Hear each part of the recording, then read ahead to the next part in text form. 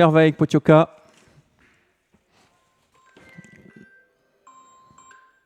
Le départ de cette épreuve, c'est parti avec une nouvelle fois Unanova qui reste un peu dans sa stalle.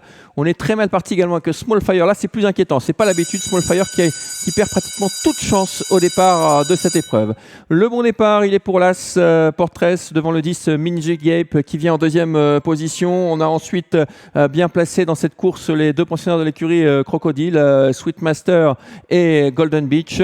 Un peu plus loin encore, on retrouve le numéro 13, Ipling. Et puis à l'extérieur, on tente de se rapprocher, notamment avec le numéro 50, au numéro 11, on tire beaucoup en dehors avec Kun Paris qui regagne beaucoup de terrain. Les deux de l'écurie là qui viennent tout à l'extérieur d'un seul coup. À l'arrière, Unanova, Potioka, classique et surtout Small Fire qui avait complètement loupé son départ. On passe devant les tribunes. Il nous reste un tour à effectuer sous la conduite maintenant de Kun Paris qui vient à côté de l'As Portress, le favori. On retrouve ensuite dans leur sillage bien placé le numéro 7 Golden Beach, l'un des concurrents en vue, avec tout en dehors le numéro 5 qui est bien placé également. C'est Elroy mais un peu né au vent. Entre les deux, il y a le 10 Ming the Gape qui perd un peu de terrain et puis également Sweetmaster qui vient 5-6e dans cette épreuve, alors que le peloton tend quelque peu à se reformer, à l'exception de 3-4 concurrents qui sont très attardés, à l'image de Potioka et Unanova, mais c'est classique avec eux. Ligne d'en face à présent, Portress qui a les choses bien en main pour l'instant, avec toujours Golden Beach dans son dos. Les favoris qui sont le long de la corde. À l'extérieur, il y a le 11, Kun Paris. Et puis on se rapproche une nouvelle fois avec Elroy, le numéro 5. On fait un bel effort également avec Min the Gape, un extrême outsider.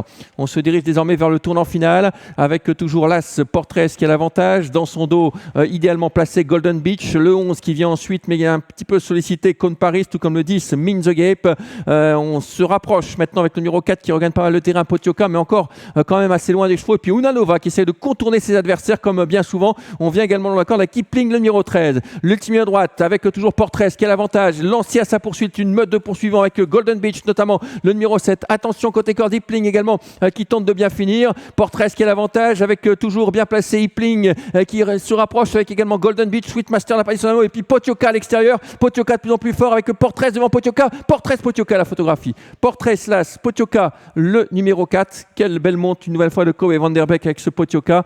La troisième place sans doute pour le numéro 7 Golden Beach. Photographie AC4, le 7 sera troisième et l'autre de l'écurie Crocodile, le 3 Sweetmaster sera quatrième. Question de balancier, vraiment question de balancier entre l'As et le 4. Ils sont dans la même foulée. Potioka finit plus vite, mais j'aurais tendance à dire que là c'est peut-être dans le bon coup. Oh là là, non. 4 As, As 4, c'est pointu.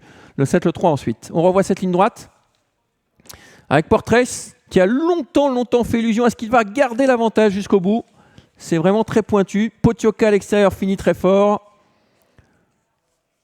On va se quitter sur la photo. J'espère qu'on va la voir cette photo parce que c'est important.